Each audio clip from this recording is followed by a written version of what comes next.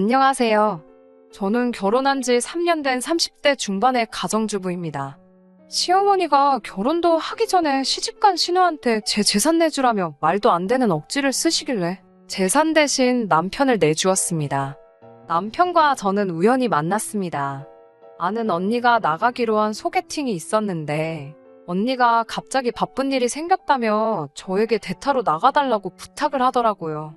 당시 저는 언니의 부탁을 거절할 수가 없어서 밥이나 한 끼 얻어먹고 와야겠다라는 심정으로 나갔습니다. 그런데 생각보다 남편이랑 말이 너무 잘 통해서 사귀게 되었고요. 당시 남편은 중소기업을 다니는 평범한 회사원이었고 저는 콜센터 상담사로 일하고 있었습니다. 둘이 합쳐 한 달에 500 정도를 벌었기에 결혼 이야기가 나왔을 때 같이 먹고 살기에 무리는 없지 않을 거라 생각했습니다. 저 같은 경우 친정 부모님이 결혼을 하게 되면 5천만 원 정도 지원을 해주신다고도 했었고 모아둔 돈도 조금 있었거든요. 하지만 막상 먼저 결혼 이야기를 꺼냈던 남편의 경제적 상황을 짚어보니 한숨밖에 나오지 않았습니다. 모아둔 돈은 2천만 원이 전부였고 시댁에서는 아직 대학교 졸업도 안 한 신우와 당신들 노후가 불안해서 맏아들인 남편이 장가를 간다는데도 한 푼도 보태줄 수 없다고 하셨습니다. 사귄 지 1년도 되지 않아 결혼을 약속한 마당에 시댁에서 그렇게 나오니 이 결혼을 하는 게 맞는 건가라는 고민을 하게 되더라고요.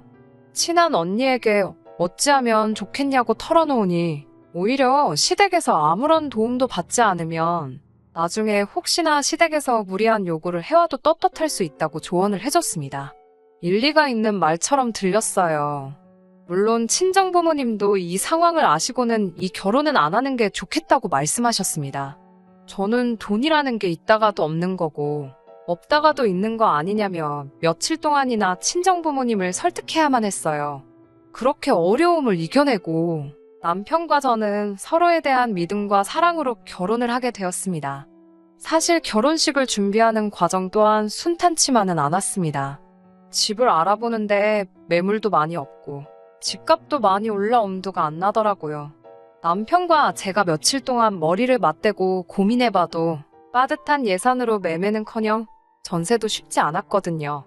결국 저희는 제대로 된 집을 사기 전까지는 가전제품이 풀옵션으로 갖춰진 오피스텔에서 살기로 했습니다. 13평 남짓한 원룸이 전부였지만 신혼이니까 견딜 수 있겠다는 자신감이 있었네요. 결혼식을 며칠 앞둔 어느 날이었습니다. 하루는 일을 마치고 집으로 가려는데 시어머니께서 전화를 해오셨습니다. 시간 되면 시댁에 잠깐 들렸다 가라고 하시더라고요. 참고로 제가 일하는 직장과 시댁은 지하철로 30분 정도 걸리는 거리입니다. 저는 알겠다 하고 남편에게 전화를 걸어 지금 당신네 집에 가는데 당신도 있는 거 맞냐고 물었어요. 그러자 남편은 오늘 야근이라며 시어머니께서 왜 저를 부르시는지 짐작가는 바가 없다고 하더군요. 남편도 없을 거라고 하고 이유도 모른다 하니 얼마나 긴장이 됐는지 모릅니다. 집에 도착했을 때가 7시 반쯤이었는데 시부모님과 신우가 식사를 막 마쳤는지 시어머니께서 식탁을 치우고 계셨습니다. 저에겐 밥 먹었냐 한마디 묻지도 않으시더라고요. 주신다고 해도 자리가 불편해 먹을 생각도 없었습니다만 묻지도 않으시니 마음이 상하긴 했어요. 치우는 걸 도와드려야 하나 잠시 생각했지만 신우도 거실에 누워서 TV 보고 있고 아직 결혼도 안 한 데다가 제가 먹은 식사도 아닌데 제가 부엌에 들어가서 살림에 손을 대는 게 예의가 아닌 것 같기도 했고요. 그래서 약간 마음이 불편하긴 했지만 신우 옆에 가서 앉아 있었습니다. 곧 시어머니가 저를 식탁으로 부르시더니 결혼하면 오피스텔에서 산다는 게 사실이냐고 물으셨습니다. 그럼 혼수는 어떻게 할 거냐고도 물으셨고요. 이때 저는 뭐라도 사주시려고 물어보시는 건가 싶어서 아주 잠깐이지만 기대를 품고 감사함까지 느낄 뻔했습니다. 저희가 이사가려는 오피스텔은 풀옵션이라서 대부분 필요한 게 구비되어 있어 따로 살 건 없을 것 같다고 말씀드렸어요. 그러자 시어머니는 제가 생각지도 못한 말씀을 하셨습니다. 저더러 맏며느리 자리로 시집을 오면서 혼수도 없이 맨몸으로 올 생각인 거냐고 물으셨어요.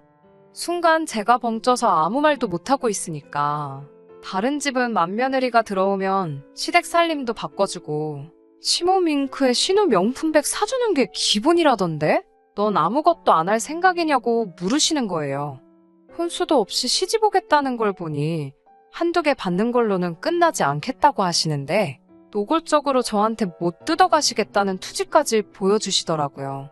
황당하고 어이가 없어서 남편도 저희 집에 맞사위로 장가오는 건데 아무것도 안 해오지 않는다고 말씀드렸어요. 그러자 사위는 백년 손님이란 소리 모르냐고 물으시면서 저더러 말 한마디를 안 잰다고 되바라졌다고 그러셨어요. 저는 일단 아드님하고 이야기를 나눠보시라고 제가 드릴 말씀이 없다고 말씀드리고 자리에서 일어났습니다. 신우는 거실에서 시어머니와 제가 하는 이야기를 엿듣기라도 한 건지 연신대박이라며 저를 어이없다는 눈으로 쳐다보고 있었습니다. 집으로 돌아오는데 생각할수록 괘씸하고 어이가 없더군요. 저는 바로 남편에게 전화를 걸어 방금 있었던 일을 이야기하며 그냥 우리 결혼은 없던 일로 하자고 했습니다. 남편은 시어머니가 그럴 줄은 상상도 못했다며 저에게 미안하다고 했지만 제 머릿속은 온통 헤어져야겠다는 생각뿐이었습니다. 하지만 막상 집에 도착하니 방 안에 쌓여있는 청첩장들이 눈에 들어오더라고요. 벌써 나이가 30을 넘었는데 주변에 파혼했다 소리를 어떻게 하나 싶고 부모님 체면에 제가 먹칠을 하는 것 같아서 죄송스럽고 마음이 복잡했습니다. 그 와중에 남편에게서 미안하다며 자기가 시어머니하고 제대로 단판을 짓겠다고 못 들은 걸로 해달라고 계속해서 전화와 문자가 쏟아졌어요. 결국 저는 남편의 말을 믿어보기로 했어요. 남편이 시어머니를 잘 구워 삶은 건지 시모의 그러한 요구는 결혼식을 올릴 때까지도 더는 별 말씀이 없으셨습니다. 하지만 이내 그 이유를 알게 되었습니다. 결혼식을 올리고 나서 제가 남편에게 모아뒀다던 2천만 원을 달라고 했어요. 집을 구하고 목돈 들어가는 건 일단 제 돈으로 해결을 했고 그 2천으로는 차를 사기로 했었거든요. 그런데 남편이 하루 이틀 차일피일 미루면서 2천만 원을 안 주더라고요. 결국 2주 정도 기다리다 계속 주지를 않으니 혹시나 하는 생각에 떠보듯이 혹시 그 돈 어디다 쓴 건 아니겠지 하고 물어봤어요. 그러자 남편이 전곡을 찔렸는지 축벽거리면서 그게 다 쓴 건 아니고 반만 썼다고 순순히 실토를 하더라고요. 결혼 앞두고 제정신이 박힌 게 아니라면 그 돈 가지고 뻘짓은 하지 않았을 테니 혹시 뭐 주식이나 코인 같은 걸로 돈 조금 불려보려고 했던 거냐고 물어봤어요. 그런데 그런 건 또 아니랍니다. 그럼 도대체 뭘 한 거냐고 그 많은 돈이 다 어디 갔느냐 물으니 시어머니가 키워준 값도 안 내놓고 장가를 가냐고 아들 키워놔봤자 소용없다며 나오지도 않는 눈물을 쥐어짜내고 아주 난리도 아니셨답니다. 보다 못한 남편이 홧김에 1,000만 원이면 되겠냐고 소리를 질렀더니 시어머니는 자기가 언제 울었냐는 듯이 그거면 되겠다고 지금 보내라고 하셨다 하네요. 남편 말로는 어이도 없고 진짜 치사하고 더러워서 그냥 이걸로 더 이상은 안 해주겠다는 생각으로 줬다는 거예요. 지금이야 아쉽겠지만 이게 더 멀리 보면 사게 먹힐 거라면서 제게 설명하면서요. 터무니없고 황당한 이야기에 기가 다 차더군요. 남편은 제 눈치를 살살 보면서 다시는 저하고 상의 없이 시댁에 금전적인 지원은 하지 않겠다며 믿어달라고 하더군요. 이미 혼인신고까지 다 한마당에 1,000만 원 때문에 갈라서자 할 수도 없고 알겠다고 했습니다. 하지만 생각할수록 속상하고 열받아서 몇 날 며칠 밤잠을 설쳤네요. 게다가 결혼식을 올리고 얼마 지나지 않았을 무렵 남편이 일하던 회사 직원이 공금을 가지고 해외로 도주를 하는 사건이 터졌습니다. 회사는 난리가 났고 남편은 졸지에 직장을 잃었어요. 문제는 그 일로 남편이 큰 충격을 받아서인지 새로운 직장을 알아볼 생각은 안 하고 집에서 술만 먹으며 한 달 가까운 시간을 허비했다는 겁니다. 저는 도저히 그런 남편을 더는 봐줄 수가 없어서 이럴 거면 차라리 같이 장사라도 하자고 했습니다. 저도 매일같이 고객들한테 전화기 너머로 불평불만을 듣는 상담사라는 일에 이골이 난 상태기도 했거든요.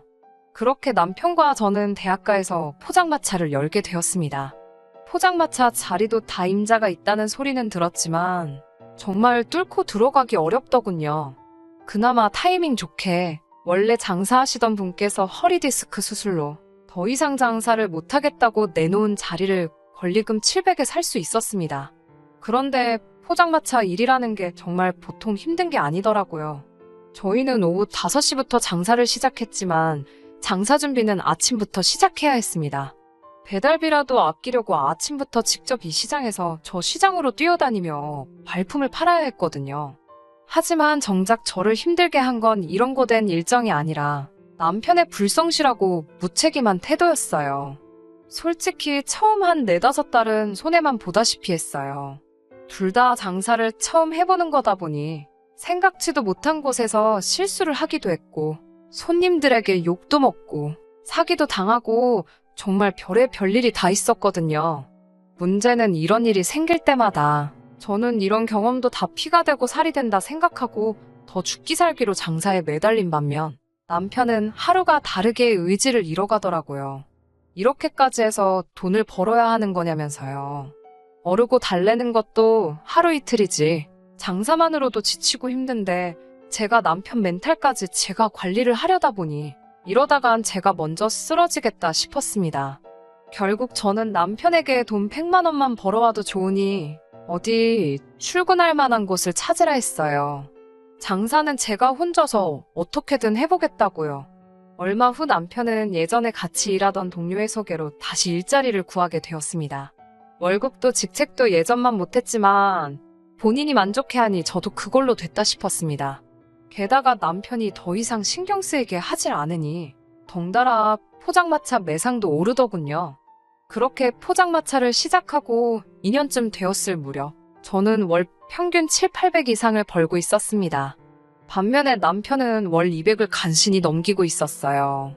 분명히 말하지만 이때도 저는 남편과 이혼을 생각하지 않았습니다.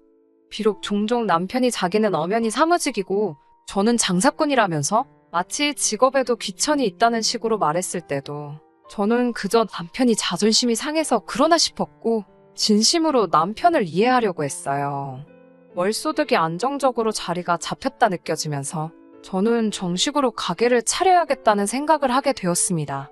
아무리 장사가 잘 돼도 포장마차라고 하면 무조건 색안경을 쓰고 보는 사람들이 불편하기도 했고 언젠가부터 제 이름을 내건 프랜차이즈 매장을 여는 목표를 갖게 되었거든요.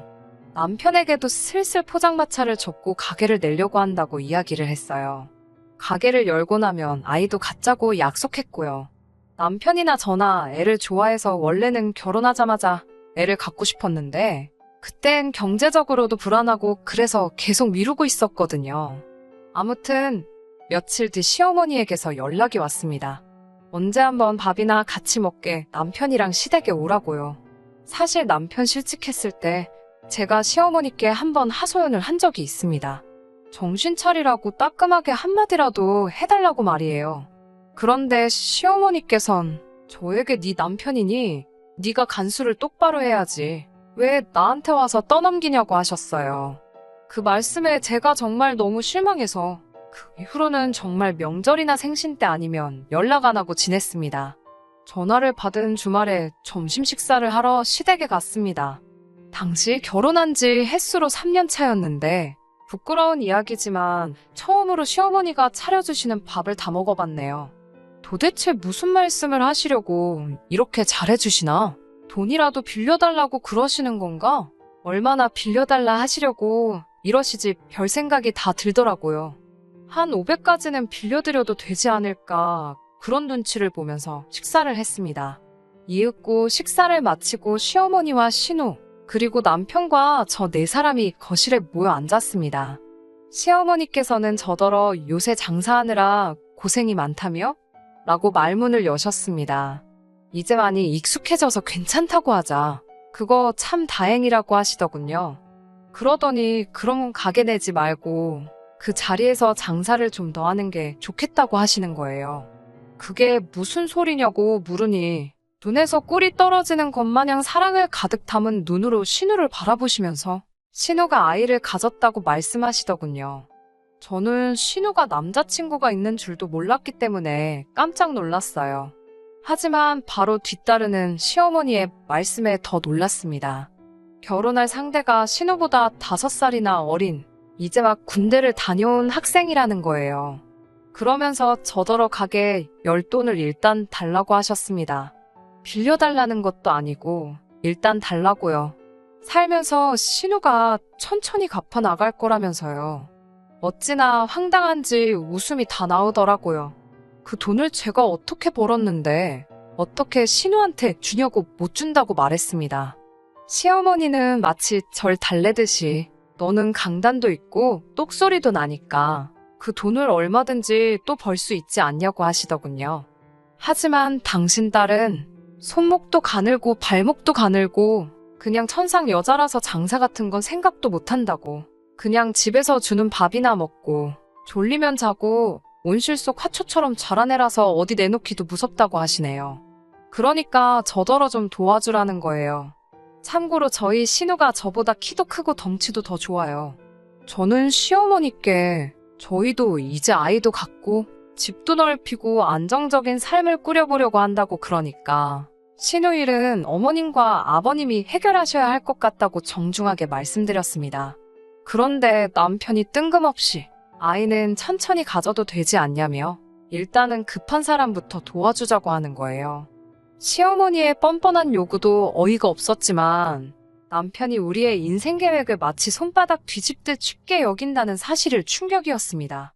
게다가 남편은 저더러 돈 몇 푼 번다고 너무 생색내지 말랍니다. 한술 더 떠서는 자기 실직했을 때부터 제가 자기를 무시하기 시작했다고 하네요. 남편은 알기를 얼마나 우습게 봤으면 남편을 시장을 다니게 하고 장사를 하게 만들고 그러냐고요. 물에 빠진 사람 구해주니 보따리 내놓으라고 한다는 옛말이 딱 맞더군요. 저는 시어머니와 신우한테 절대로 돈 못 해준다고 딱 잘라서 이야기했습니다. 시어머니는 시집올 때도 맨몸으로 왔지 않냐면서 이제라도 맏며느리 노릇 좀 하라는데 그게 그렇게 싫으냐고. 그럼 당신 아들하고도 살지 말라고 하시더군요. 아마 제가 억울해서 흘린 눈물을 잘못 이해하신 것 같았습니다. 저는 몇 초간 남편을 바라보다가 내라고 대답했습니다. 제가 돈은 죽어도 못 드리겠고 대신 아드님 돌려드리겠다고 했어요. 참고로 지금 사는 집도 시집올 때 저희 친정에서 도와줬고 남편은 꼴랑 1,000만 원 들고 왔는데 그나마도 그 돈을 차 사는 데 썼고 그 차는 댁에 아드님이 술 먹고 운전하다 박살을 냈으니 아무리 궁리를 해봐도 남편 말고는 얹어 드릴 게 없다고요. 그제서야 남편도 시어머니도 이게 아닌데 싶었는지 저더러 죄송합니다 하고 숙이고 들어오면 될 것을 어찌 일을 크게 만드냐고 헛소리를 하더군요. 저는 신우한테도 그 손목이면 한 번에 쟁반 4개씩도 나를 수 있다고 나이 먹었으면 나이값 좀 하고 살라 했습니다. 남편한테는 오늘부터 집에 들어올 필요 없으니까 여기 있으라고 당신 짐은 퀵으로 다 보내주겠다 했습니다. 집에 가려고 가방을 들고 일어나는 순간 시어머니가 돈 좀 버니까 세상이 다 네 발밑 같냐며 제 머리채를 잡으시더군요. 저희 친정부모님도 저 잘하는 동안 제 몸에 손 뗀 적이 없으신데 말이지요. 순간 정신이 획 돌아버리는 것 같았어요.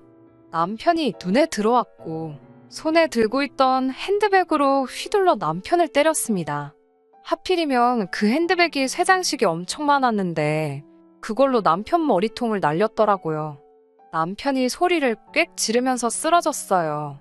피도 안 나고 욕도 하는 걸 보니 치명타는 아니었나 보더군요. 저는 그 틈을 타서 뒤도 안 돌아보고 그 집을 벗어났습니다. 당연히 얼마 지나지 않아 남편과 시어머니가 번갈아 가면서 전화를 해대더군요.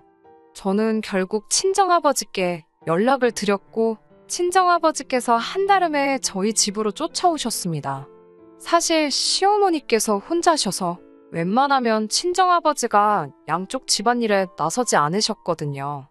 친정아버지가 도착하시고 한 10분도 채 되지 않아서 남편과 시어머니가 현관 비밀번호를 따고 들어왔습니다. 현관 문이 열리면서부터 욕을 내뱉던 두 사람은 저희 친정아버지를 발견하곤 갑자기 합주기가 되더군요. 친정아버지가 평소에도 우리 딸을 이렇게 대한 거냐며 남편 멱살을 잡았습니다. 남편은 깨갱하며 죄송하다는 말만 연신하더군요.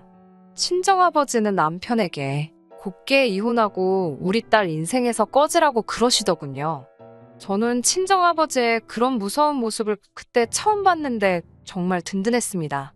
그 이후로 한 2주 동안 남편에게 미안하다며 다시 생각해볼 수 없냐는 연락이 왔지만 결국 이혼했습니다. 돈이 없는 것보다도 자격지심이 심한 그 남자를 제가 더 이상 품어줄 수가 없겠더라고요. 저는 남편과 이혼하고 포장마차를 접었습니다. 그리고 목표했던 대로 제 이름 석자를 걸고 가게를 열었습니다. 다른 걸 다 떠나서 남편에게 고마운 것이 딱 한 가지가 있습니다. 남편의 실제가 아니었으면 제 인생의 시작도 하지 않았을 사업을 시작하게 해준 것, 그리고 그로 인해 이렇게 제 이름 달린 가게 하나를 차리기까지 이렇게 성공할 수 있게 계기를 만들어 주었다는 거예요. 이혼하게 된 부분에 대해서는 한 점 아쉬운 게 없네요. 그간 제가 스스로 참아가며 희생을 해준 만큼 남편도 저를 위해 해준 게 하나도 없으니까요. 한 달에 이제 100몇만 원 받는 수입으로 새 식구, 아니 이제 신혼의 애에다가 신우랑 결혼할 남자까지 하면 5식구일 텐데 그 돈으로 평생 행복하게 먹고 살았으면 좋겠다는 생각이 드네요. 끝까지 들어주셔서 감사합니다. 오늘의 사연은 여기까지입니다. 구독과 좋아요, 알람 설정 부탁드리고 더 좋은 사연으로 다시 찾아뵙겠습니다. 감사합니다.